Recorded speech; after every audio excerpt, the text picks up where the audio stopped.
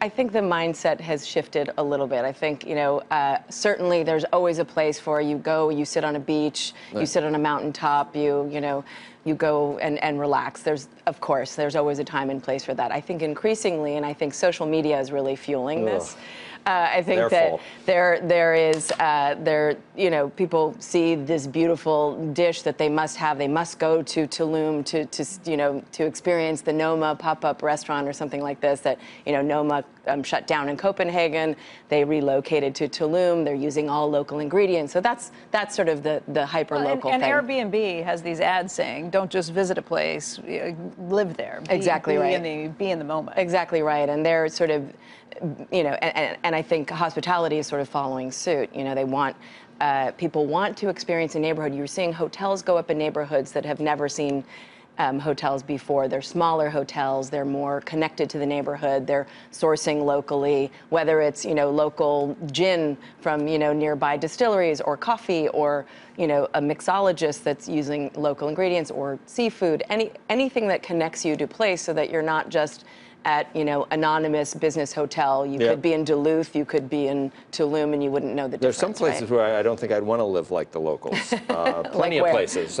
Take your pick. I mean, there's plenty of places where I'm glad I'm in a nicer, sort of a Western hotel. That's true. And I think, and that's always the debate, right? I mean, I think that, if you're staying in a luxury resort in a place that has sort of, the sort of haves and have-nots situation happening, which is a lot of places, certainly. If you're going abroad, obviously. Absolutely. Yeah. How do the international hotel chains fare in this world? Are they doing the smaller? I actually think they're responding. The ones who are doing well are the ones that are even at the very, very high end.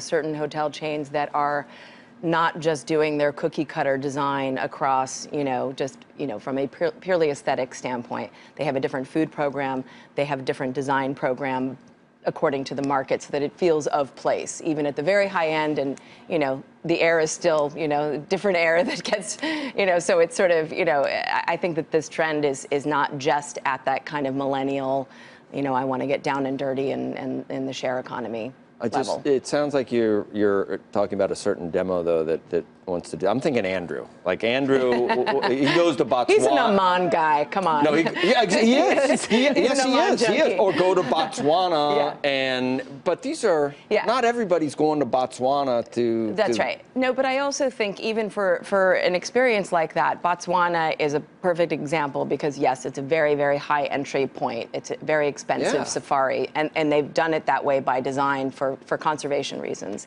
I think people who are doing those kinds of trips are actually, they tend to mix things up. They'll sort of get down and dirty. They'll do a little bit more sort of, community-driven kind of travel, and then they'll end up at a Singita or, something that is extremely high-end. And I think Faro, I think, was which is place, beautiful.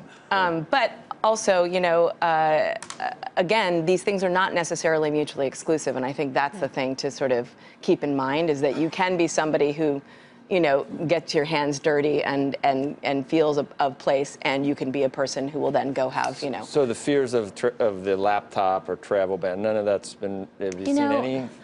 Of course, it's, people are talking about it. I don't know that it's affecting that much travel, I think, particularly at the high end. Yeah. And we're not going to Yemen You've been to summer Bermuda, break. right?